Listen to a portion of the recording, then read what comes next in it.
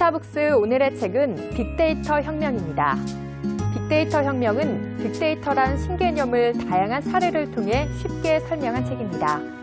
빅데이터, 클라우드, 슈퍼컴퓨팅 등의 최신 기술이 왕따나 입시 등의 교육 문제, 고용과 성장 등 경제 문제, 그리고 복지나 의료 문제까지 개인적 일상과 거시적 정치, 사회, 경제, 문화를 어떻게 바꿀 수 있는지 살펴봅니다.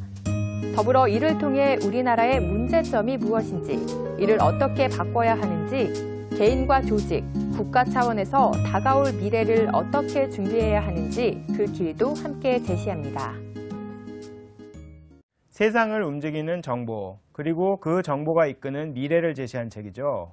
빅데이터 혁명의 저자 권대석 박사 모셨습니다. 안녕하세요. 안녕하십니까. 예, 반갑습니다. 그 빅데이터 혁명, 책 제목이 빅데이터 혁명인데요. 요즘 극단적인 표현이 많다 보니까 와닿지 않는 분들도 많을 텐데 왜 혁명이라는 말을 쓰셨는지요? 예, 총 들고 낫 들고 하는 혁명이 아니라 사실은 우리가 의사를 결정하고 생각을 결정하고 이 방식을 바꾸는 거라서 이제 혁명이라는 표현을 썼는데요. 예. 사실은 데이터 기반 의사결정이라고 하는 방식으로 우리의 생각하는 방식을 바꾸는 기술이라서 혁명이라고 그랬습니다. 예. 개인적인 차원으로 봐서는 우리가 이제 대통령을 누구를 뽑을 거라든가 아니면은 직장을 바꿀까 말까라든가 이런 개인적인 차원에서부터 국가적으로는 4대강 사업을 할 것이냐 말 것이냐라거나 아니면 환율을 올릴 것이냐 내릴 것이냐라거나 아니면 중소기업을 키울 것이냐 대기업을 밀어줄 것이냐 이런 형태의 결단에 이르기까지 모든 것들을 데이터 기반으로 진실에 근거해서 결정을 내리게 하는 기술이기 때문에 혁명적인 변화를 가져올 수 있다라고 해서 혁명이라는 표현을 썼고요. 예. 그리고 이제 사실 우리가 살다 보면은 개인적으로 판단을 내릴 때는 자기의 기존에 가지고 있던 생각이나 아니면 그 분야에서 잘 알고 있다고 생각하는 다른 아는 사람의 말을 듣고 자기 판단을 결정하는 경우가 많습니다. 예. 그리고 그건 국가의 경우에도 마찬가지여서 토목 사업, 대규모 토목 사업을 할까 말까라거나 아니면 어떤 경제 정책을 쓸 것이냐에 대해서 특정 전문가들의 얘기를 듣고 이제 국가 정책이 결정이 되게 되지 않습니까? 예. 근데 그게 사실은 진실이 아닐 수도 있는 거죠. 옳지 않을 수도 예. 있고요. 개인적이건 국가적이건.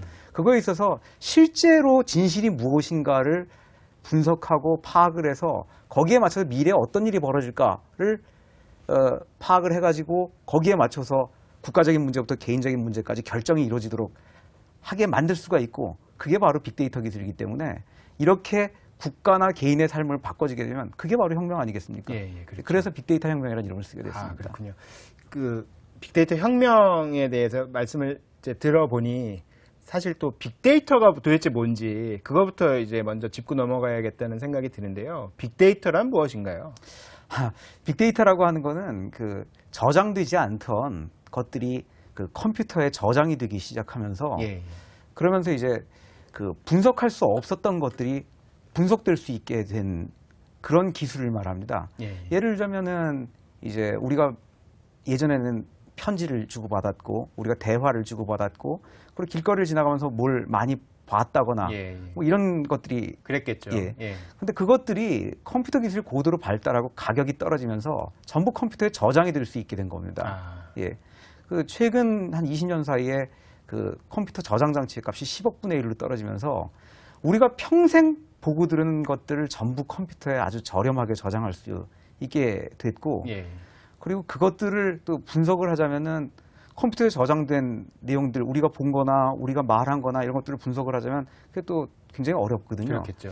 시간도 오래 걸리고. 근데 이제 요새 슈퍼컴퓨터 기술이 발달을 하면서 그것들이 이제 분석이 되게 됐습니다. 그렇군요. 예, 그렇게 돼 가지고 이제 그거를 이용해서 은폐된 진실을 모호하고 알 수 없었던 진짜 진실이 무엇인가를 밝혀낼 수 있게 됐고 그리고 그걸 이용해서 미래가 어떻게 될 것인가까지도 부분적으로 예측할 수 있게 되어서 이걸 이용해서 이제 많은 일들이 가능해지게 됐죠. 대통령 오바마 같은 케이스에는 빅데이터를 이용해서 대통령이 됐다는 얘기도 있고 그리고 이제 개인적으로는 우리 마누라가 몇 살에 죽을까라든가 우리 애가 암에 몇 살에 걸릴 거라든가 걸릴 것인가 말 것인가라든가 이런 것들까지 온갖 것들을 예측을 하거나 분석을 할 수 있게 됐고 그리고 그런 것들을 기술들을 이용을 하면은 중소기업이나 아니면 이제 뭐 실업자라든가 예. 이런 그 없는 사람들을 위한 그 제도나 아니면 시스템까지도 만들 수가 있게 됩니다.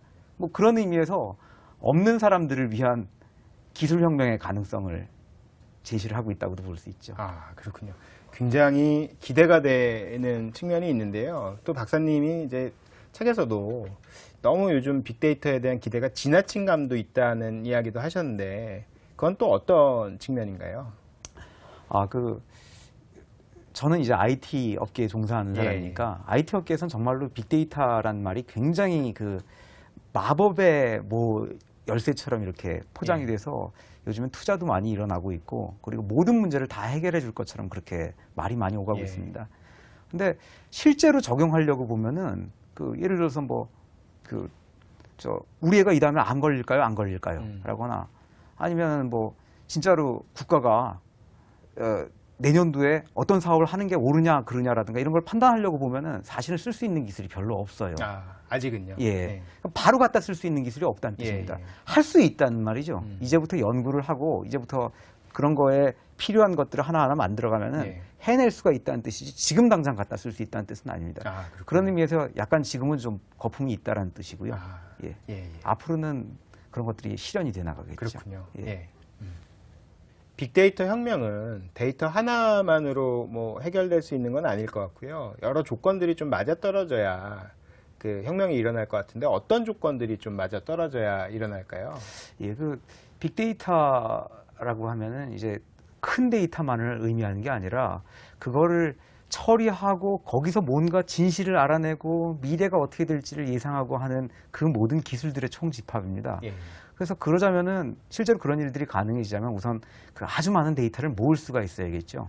데이터를 모으는 획득 기술이 우선 있어야 될 것이고 그다음에 획득한 다음에는 그거를 굉장히 큰 데이터입니다. 그러니까 개인이 평생 주고받은 모든 메일이라든가 아니면 뭐 우리 주변에서 나오는 모든 기계들이 쏟아나는 데이터라든가 이런 것들이기 때문에 그걸 이제 저장하는 기술이 일단 또 필요하게 되고요.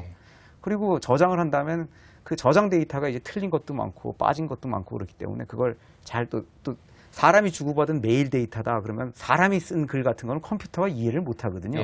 그러니까 우리가 전 인류가 주고받은 메일을 분석을 한다. 그러면 그걸 사람이 할 수는 없지 않습니까? 그렇죠. 그러니까 컴퓨터가 해야 되기 때문에 컴퓨터가 그걸 이해할 수 있는 형태로 또 정제를 해야 됩니다. 정제도 해야 되고 그리고 나서 이제 컴퓨터가 이해를 할 수 있게 되면 그런 컴퓨터를 이용해서 본격적으로 분석을 해야겠죠. 분석을 하고 해서 이제 은폐된 진실이 무엇인가? 우리가 알지는 못했던 진실이 무엇인가? 이런 것 같은 걸 이제 파악을 한다면 그다음에 또 미래를 예측을 해야 될 것이고요. 그럼 예측 결과를 이용해서 또 어떻게 그걸 또 응용을 또 하려고 해야 될 겁니다. 이 각각의 단계나 각각의 필요한 기술들이 굉장히 다양하게 존재합니다. 대부분 컴퓨터나 수학이나 물리학 관련 기술들이고요. 그런 의미에서 빅데이터 기술이라고 하는 건 그동안 인류가 쌓아온 약 60여 년간의 IT 관련 기술, 인포메이션 테크놀로지, 그리고 컴퓨터 관련 기술의 총집합입니다. 총집합. 최근에는 이제 클라우드라든가 슈퍼컴퓨팅 같은 기술들에 대해서도 일각에서 말들이 나오고 있는데 클라우드 컴퓨팅 기술이나 슈퍼컴퓨팅 기술이나 아니면 인공지능 기술 같은 것들이 최종적으로 그리고 인터넷 기술들이 최종적으로 총합이 돼서 폭발하게 된 기술이 바로 빅데이터 기술이라고 볼 수 있죠. 그렇군요. 지금 이제 박사님께서 빅데이터랑 슈퍼컴퓨팅, 클라우드 이야기를 하셨는데요. 좀 더 이제 구체적으로 한번 여쭤보고 싶습니다. 슈퍼컴퓨팅부터 먼저 한번 여쭤보면 보통 이제 슈퍼컴퓨터라고 이제 이야기를 많이 하고 기상청을 아마 떠오르는 분들이 많을 텐데요. 슈퍼컴퓨팅이란 건 정확히 어떤 건가요? 슈퍼컴퓨팅이라는 거는 좀 일상적으로 친숙하게 쓰이는 용어라서 그런 거고요. 사실은 그냥 굉장히 빠른 계산 기술을 말하는 겁니다. 굉장히 빠른 계산 기술. 그래서 예전에는 슈퍼컴퓨터라고 말들을 많이 했습니다. 근데 슈퍼컴퓨터 그럼 기상청에 들어가는 뭐 집채만한 천억 원 비싼 1,000억 원짜리 컴퓨터 이런 걸 생각을 하는데 요새는 이제 그냥 100만 원짜리 조그만 컴퓨터를 이제 작으면은 몇십 대, 많으면은 10만 대 정도까지 붙여서 슈퍼컴퓨터를 만듭니다. 10만 대까지도 붙이네요. 10만 대까지 붙입니다. 그러니까 예를 들어서 그러니까 혼자 해야 될 일을 10만 대 컴퓨터에 나눠줘서 해서 실행 시간을 10만 분의 1로 단축을 시키는 거죠. 그렇군요. 예. 그러니까 예를 들어서 그 우리가 10억 명이 한 얘기들을 분석을 한다라고 예. 치면은 그럼 이제 한 명이서 한 대의 컴퓨터로 10억 명이 쓴 문서를 분석을 한다 그러면 하세월 걸릴 거 그렇죠. 아니겠습니까? 예, 예. 근데 이제 그걸 1000대 컴퓨터로 한다. 그럼 1000분의 1로 시간이 줄어들게 될 겁니다. 예. 이런 기술들 덕택에 이제 그 슈퍼컴퓨터가 이제는 그 장비의 문제가 아니게 됐습니다. 예전에 그래서 슈퍼컴퓨터란 말을 많이 썼는데 요새는 그냥 보통의 컴퓨터를 몇천 대를 붙여놓고 거기에 일을 어떻게 나눠줄 것이냐 하는 소프트웨어 기술이 되게 됐고요. 예. 그리고 이 기술이 고도로 발달하고 그리고 많은 사람들이 갖다 쓸 수 있게 되면서 빅데이터를 의미 있는 시간 내에 분석할 수 있게 됐죠. 아. 예. 예를 들어서 이제 내일 날씨를 예측한다거나 예, 예. 아니면 한 달 뒤에 주가를 예측한다든가 그러면 예. 내일 날씨를 모레 예측한다든가 한 달 뒤에 주가를 두 달 뒤에 예측을 하면 그게 뭐 무슨 의미가 있겠습니까? 그렇죠. 예. 근데 슈퍼컴퓨터가 나온 덕택에 그게 의미 있는 시간 내에 내일 날씨를 오늘 알 수 있게 되고 그리고 이제 한 달 뒤 주가를 뭐 일주일 내로 예측할 수 있게 예, 되고 예. 이렇게 되죠. 아. 물론 틀리기도 합니다. 그 이제 아까 슈퍼컴퓨팅 이야기를 했고 이제 예. 클라우드 이야기를 한번 해보겠습니다. 클라우드야말로 이제 몇 년 전부터 언론에도 많이 나오고 화두가 되고 있는데요. 약간 뭐 뜬구름 잡는 이야기 같기도 하고요. 클라우드라는 건 또 도대체 뭔가요? 이거 오늘 기술적인 그런 어려운 얘기가 너무 많이 나오는데요. 예, 예. 근데 이제 워낙 언론에서도 많이 나오니까 이제 예.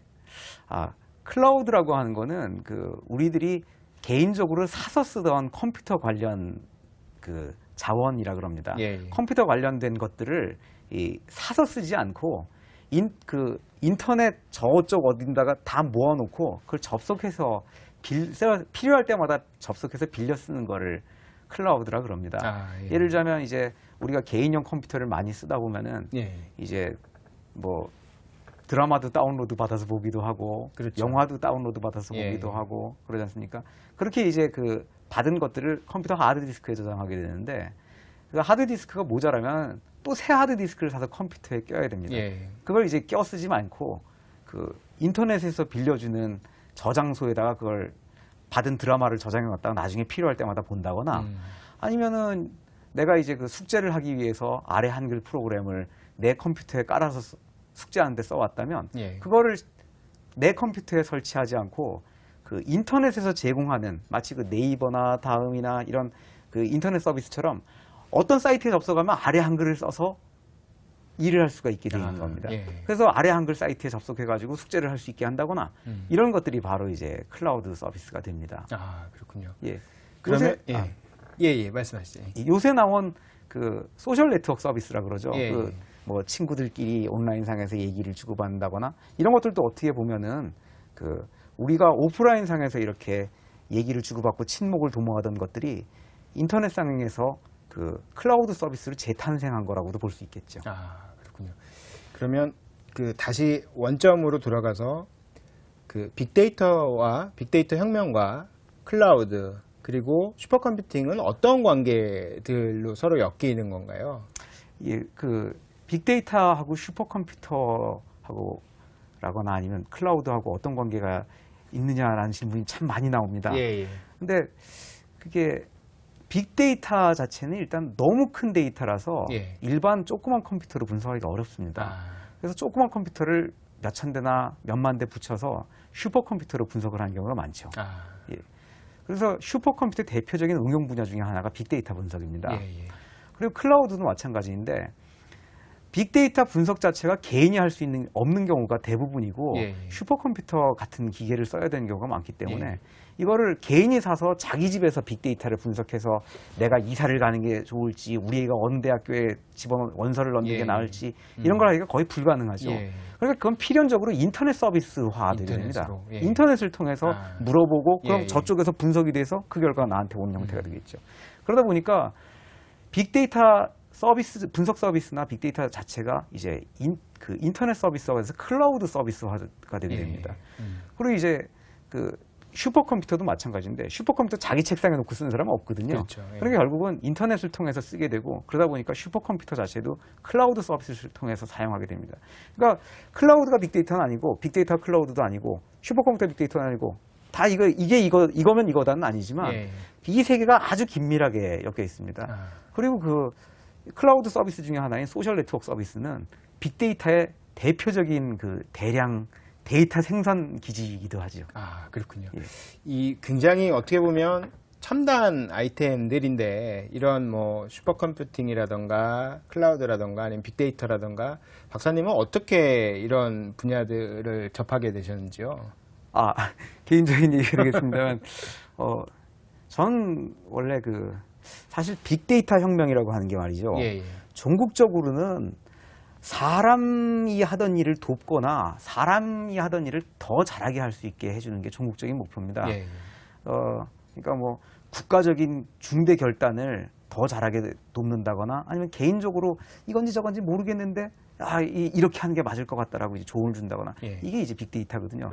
저는 아주 어렸을 때부터 사람보다 똑똑한 컴퓨터를 만들어서 사람을 돕게 하자라는 게 이제 저의 꿈이었고 그러다 보니까 굉장히 많은 것들을 분석해야 되고 굉장히 빨리 분석해야 될 것 같아서 예, 예. 슈퍼컴퓨터 만드는 거를 대학원에서 전공을 하게 됐습니다. 아, 예. 그런데 이제 슈퍼컴퓨터를 예전에는 말씀하신 대로 집채만한 거를 굉장히 비싸게 만들어서 썼거든요. 아, 그런데 그거를 이제 발상을 약간 바꿔서 개인용 컴퓨터를 몇십 대 붙여서 슈퍼컴퓨터를 만들어 보면 어떨까 하는 연구를 해서 그걸로 박사학위를 하게 됐고 예. 그걸로 박사학위 받고 나서 사회에 나와 보니까 그게 주로 사용되는 분야가 당연하게도 아주 큰 데이터를 분석을 한다거나 예. 미래에 어떤 일이 생길지 예측한다거나 이런 분야에 사용이 되게 된 예. 겁니다.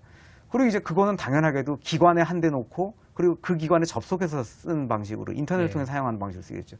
그러다 보니까 빅데이터 분석에 종사를 하게 되고 그리고 클라우드를 만들어서 슈퍼컴퓨터를 서비스하는 일을 하게 됐습니다. 그래서 빅데이터나 클라우드란 말이 생긴 게 사실은 한 5, 6년 정도밖에 안 되는데 예. 팔자에도 없이 그런 말 생기기도 한 10년 전부터 이 일을 하게 됐습니다. 아, 그렇군요. 굉장히 우리나라에서는 선구자라고 할 수 있겠는데요. 사실은 요즘은 이제 선거를 앞두고도 빅데이터라는 이야기들이 되게 많이 나오더라고요. 이 매체를 통해서도 그렇고, 그게 아까 이제 박사님께서 말씀하셨던 그 오바마의 처음 당선됐을 때 그 사례 때문에 그랬을 텐데요. 오바마가 어떻게 빅데이터를 활용해서 대선을 승리로 이끌었던 건가요? 2008년도에. 오바마가 2008년에 대통령이 된 건 사실은 빅데이터하고 그렇게 상관은 없고요. 아, 그런가요? 예. 2008년 선거에서 승리는 소셜 네트워크 서비스를 경쟁자보다 훨씬 더 잘 활용했기 때문에 사실 됐다라고 볼 수 예. 있고요. 그리고 빅데이터 선거다 그러면 사실 지금 빅데이터 선거가 이루어지고 있습니다. 미국도 지금이. 예. 아. 그러니까 오바마가 지금 대통령에 당선되기 위해 사용하고 있는 전략이 이제 마이크로 리스닝 앤 마이크로 스트래티지라는 전략인데 예.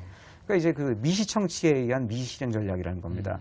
그러니까 예전에는 이제 국민들이 진짜로 원하는 게 뭔지를 알기가 어려웠거든요. 그렇죠. 예. 근데 이제 빅데이터 기술이 고도로 발달을 하면서 이제 국민들 개개인이 원하는 게 무엇이고 필요한 것이 무엇인지를 이제 미시적으로 전수 분석이 가능하게 된 거죠. 예. 그러다 보니까 그럼 이런 사람들한테는 이렇게 응대를 해주자. 이런 사람들을 위해서는 이런 서비스를 해주자. 이런 식으로 굉장히 세밀화된 선거 전략이나 아니면은 그 공약 같은 걸 만들 수 있게 된 겁니다. 예. 그래서 이제 선거 운동을 지금 하고 있고 만약에 오바마가 이번에 재선이 된다면 빅데이터의 승리라고 말할 수 있을 정도가 될 겁니다. 오바마 선거 캠프에는 굉장히 많은 빅데이터 전문가들이 들어가 있습니다. 수학자, 물리학자, 컴퓨터공학자. 빅데이터 전문가라는 직업은 없거든요. 예. 그러면 빅데이터 전문가는 어떤 사람들인가요? 지금 뭐 수학자, 물리학자 얘기하셨는데. 예. 주로 이제 컴퓨터 과학자라거나 예. 컴퓨터 공학자라거나 예. 아니면 수학자, 물리학자, 예. 마케팅 전문가 뭐 이런 사람들이 됩니다. 예, 그러니까 언어학자도 될 수가 있고요. 예. 그러니까 큰 데이터라고 그러면 굉장히 다양한 데이터를 말하기도 하거든요. 예. 메일 주고받은 거, 아니면 CCTV에 녹화된 거, 아니면 뭐 내가 사용한 카드 기록 내역, 온갖 종류의 데이터들이 다 있기 때문에 이것들을 일단 컴퓨터가 이해할 수 있는 형태로 만들어서 컴퓨터 과학자들이 들어가게 되고, 예. 그리고 그것들을 또 어떤 형태로건 통계학자들이 분석을 할 수 있도록 수치화를 해야 되기 때문에 예. 또 거기서 이제 또 다양한 형태의 언어학자라든가 뭐 과학자들이 또 연루가 되게 되고 예. 수치화된 데이터는 다시 또 통계학자들이 컴퓨터를 이용해서 분석을 하게 되고 그리고 그것들을 또 실행하는 단계에서 또 마케팅 전문가들, 홍보 전문가들이 개입하게 됩니다. 그래서 빅데이터라고 하는 건 굉장히 많은 그 직업군을 일컬어서 그러네요. 굉장히 말을 하게 예. 되고요. 아. 그리고 그 모든 것들에 대해서 사실 다 조금씩 아는 사람들을 데이터 사이언티스트라고 그럽니다. 아, 데이터 사이언티스트. 예, 예. 예. 그래서 그 미래에는 데이터 사이언티스트들이 그 가장 돈을 많이 버는 직업이 될 거라고 많은 매체들에서 예상을 하고 있고 예. 그리고 그야말로 이거야말로 융합이라고 할 만하겠죠. 아, 그렇군요. 그리고 그냥 얼핏 듣기에도 굉장히 많은 그 일자리를 창출할 수도 있겠다라는 생각이 들 정도로 굉장히 광범위한 사람들의 힘이 필요한 예, 그런 그 분석 작업인 것 같고요. 예, 그렇습니다. 예, 예. 그리고 이제 정치 이야기를 조금 더 이어서 해보면 그 기술적으로 실시간 직접 민주주의도 그럼 가능한 걸까요? 그러니까 아까 이제 그 미시 청취, 미시 실행의 그 오바마 전략을 이야기를 하셨는데요. 어떻게 생각하시는지요, 박사님께서는? 그게 바로 빅데이터 혁명의 주요한 골자 중에 하나겠습니다. 예, 예. 빅데이터 혁명이 가져올 수 있는 건 개인적인 차원에서부터 그 문과학문, 철학이나 역사학이나 아니면 뭐 심리학이나 사회학 같은 거 그리고 이제 더 나아가서는 국가 정책에 이르기까지 아주 다양한 국가 정책이나 정치나 전략에 이르기까지 아주 다양한데 예. 근데 이제 그 국민들이 진짜로 원하는 게 뭔가 제일 쉽고 간단한 방법은 국민들이 그냥 바로 내가 원하는 건 이겁니다라고 5천만 명이 다 한꺼번에 떠드는 거 아니겠습니까? 너무 시끄럽긴 하겠네요. 예, 너무 시끄럽긴 하겠죠.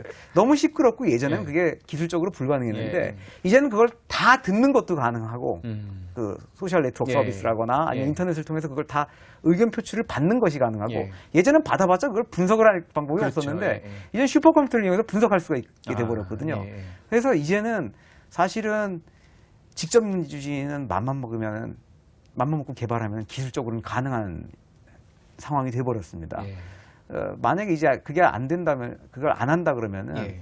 이제 그게 옐로우 황색 언론이라든가 아니면 그 입 크고 말 모질게 하는 못된 선동가들에 의해서 대중들의 의지가 이렇게도 바뀌었다 저렇게도 바뀌었다 이렇게 출렁일 수가 있기 때문에 그런 피해를 막기 위해서 대의민주주의를 계속 유지해 갈 수는 있겠지만 국민들이 자신의 의지를 직접 표현하고 그걸 이용해서 정치적 결단이나 아니면 정책적 결단이 이루어지게 하는 것은 기술적으로는 가능한 단계에 와 있다고 볼 수 있습니다. 아, 그렇군요.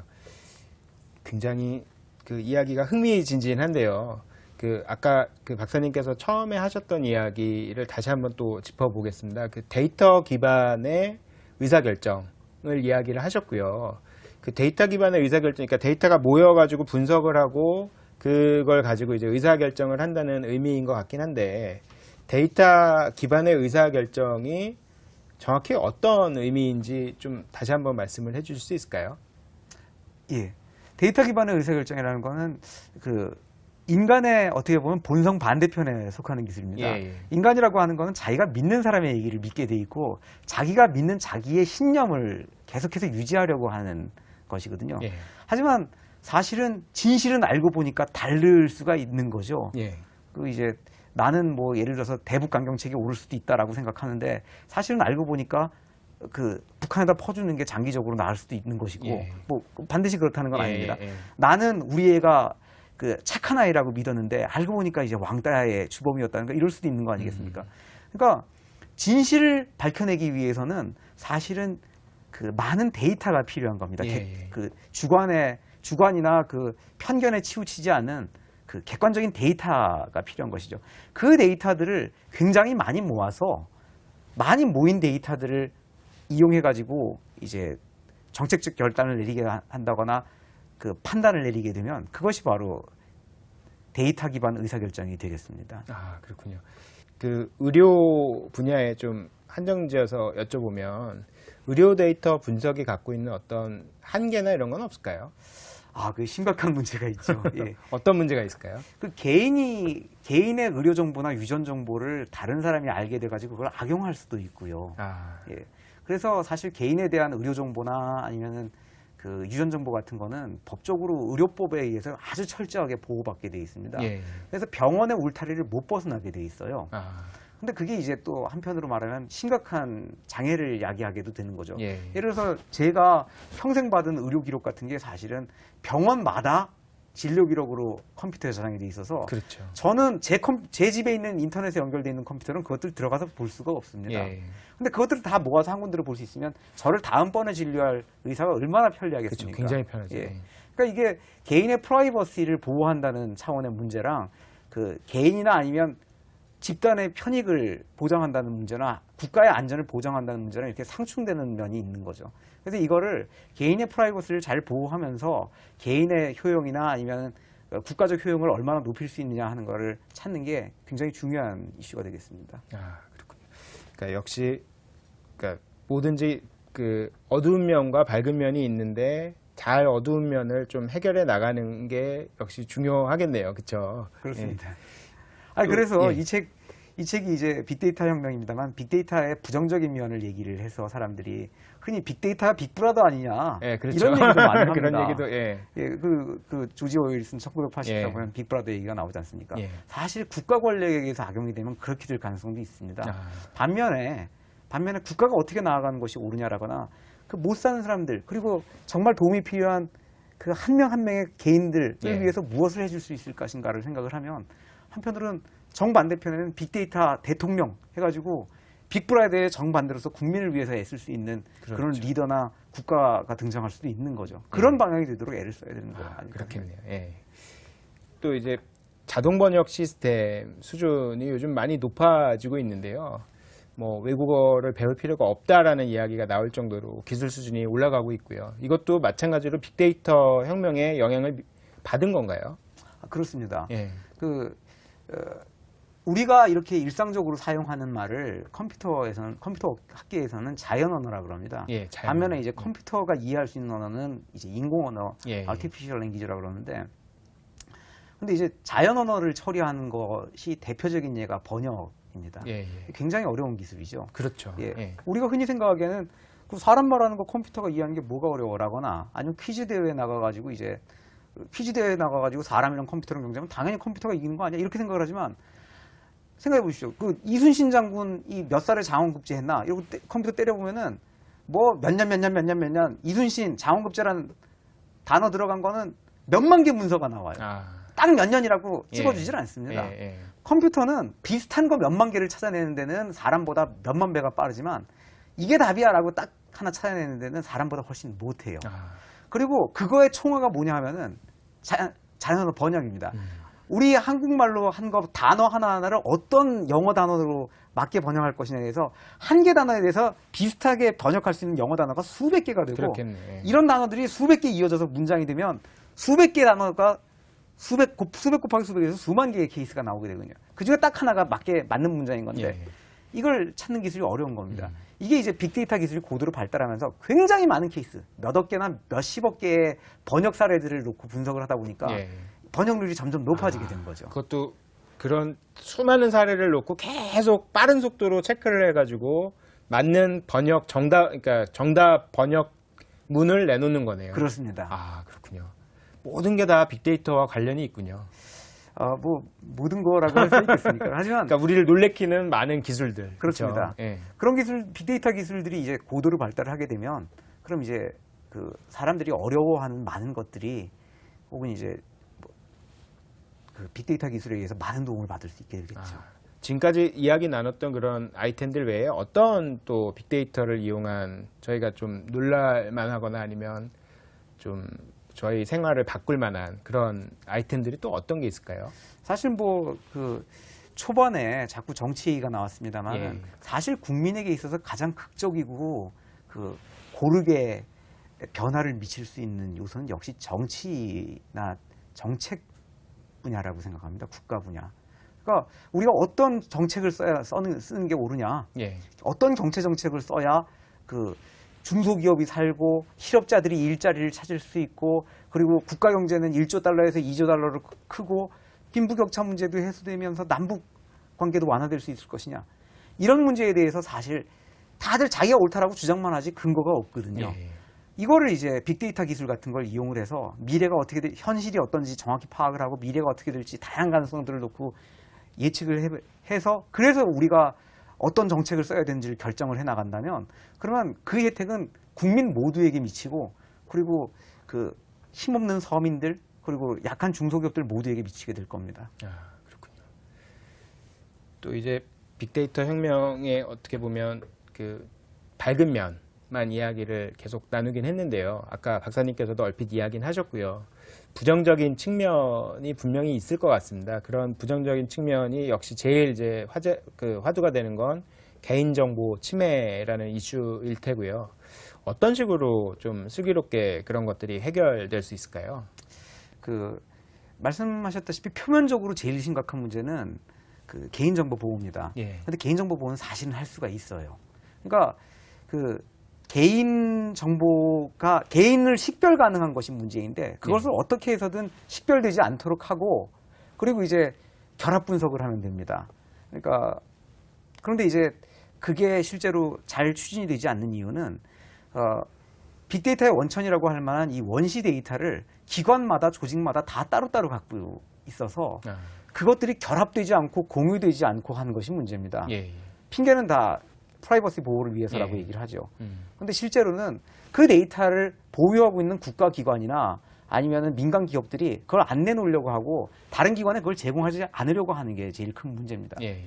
그래서 이런 문제들을 잘 슬기롭게 사실은 해결할 수가 있고 해결을 해야 우리가 빅데이터 혁명이라고 하는 게 국민 모두에게 득이 될 수 있도록 되겠죠. 아, 그렇군요. 이제 그 박사님께 마지막 질문을 드리겠습니다. 그 서민과 중소기업인들에게 아까 말씀도 잠깐 하시긴 하셨는데요. 빅데이터 혁명이 도움을 주려면 어떤 일들이 필요한지 박사님 의견을 좀 여쭙겠습니다. 그건 이렇습니다. 빅데이터 기술이 혁명을 가져올 것이다. 그리고 내 애나 우리 남편이나 우리 마누라나 우리 부모님이나 우리 회사나 우리 국가를 위해서 도움이 될 수 있다라고 그러지만 사실 개인이 그걸 실제로 할 수 있는 건 현재로서는 거의 존재하지 않습니다. 예. 반면에 필요한 건 개인이거든요. 내일 주가가 오를 거냐 내릴 거냐, 내가 지금 이사 가는 게 맞냐, 이사 안 가는 게 맞냐, 저 직장을 그만두는 게 옳으냐, 직장 계속 다니는 게 옳으냐. 개인이건 중소기업이건 쓸 수 있도록 빅데이터를 쓸 수 있도록 첫째, 데이터 자체를 국가가 공개를 해야 됩니다. 둘째, 그걸 이용해서 분석을 할 수 있도록 분석 툴을 개인이 만들 수는 없으니까 예, 예. 국가가 어떻게 해서든지 분석 툴을 만들어 가지고 개인들이 사용할 수 있도록 도와야 되지 않을까 도와주고, 이렇게 예. 생각을 해야 됩니다. 분석 툴을 만든다라고 하더라도 개인들이 그 세일즈를 한다거나 아니면은 공장에서 공장 운영하다가 퇴직하신 분들이 어떻게 컴퓨터 프로그램 이용해 가지고 분석을 하겠습니까? 그러니까 그거를 이용한 응용 서비스들도 국가가 많이 만들거나 아니면 저희 같은 민간 기업들이 빅데이터 분석 서비스나 응용 서비스 같은 걸 만들어서 빅데이터나 컴퓨터에서 잘 모르시는 분들도 그 휴대폰 같은 거로 쉽게 쓸 수 있도록 그렇게 이제 그 마켓플레이스나 생태계가 육성이 돼야 할 것이고요. 예. 그리고 지금 그 생계형 자영업자로 평생 모아둔 돈 많이 날리시는 경우도 많지 않습니까? 기사로 많이 나오죠. 예. 예. 그런 분들이 사실은 자기만의 경험과 노하우 같은 게 있을 거거든요. 퇴직하신 분들이. 예. 그런 노하우나 지식들을 살릴 수가 없으니까 어쩔 수 없이 식당에 오는 거 아니겠습니까? 그렇죠. 예. 그러니까 자기만의 지식이나 노하우들을 그걸 어떻게 해서든지 그 데이터화 한다거나 아니면은 이제 컴퓨터 프로그램화해서 인터넷 서비스를 통해서 사고 팔 수 있게 만들어서 그 개인들이 그 새로운 형태로 자기의 소프트웨어적인 지식이나 노하우를 사고 팔 수 있도록 해가지고 돈을 벌 수 있게 해주면 그럼 이제 자영업자 문제라거나 아니면 노후퇴직 문제라든가 이런 문제들이 상당 부분 해소되면서 그런 것들이 모여서 진짜로 빅데이터 혁명으로 이어지지 않을까 생각이 듭니다. 그렇군요. 예. 예. 결국은 국가가 소프트웨어 기술을 발달을 시키고 그걸 이용해서 일상생활이나 중소기업의 산업 경쟁력을 높이는데 그 국가가 여러모로 도움을 줘야 된다고 생각을 합니다. 예. 아무래도 국가 차원에서 좀 빅데이터 혁명에 대한 자각이 필요해 보입니다. 예. 오늘 빅데이터 혁명이 우리 곁에 와 있음을 알 수 있었고요. 좋은 말씀 잘 들었습니다. 감사합니다. 감사합니다.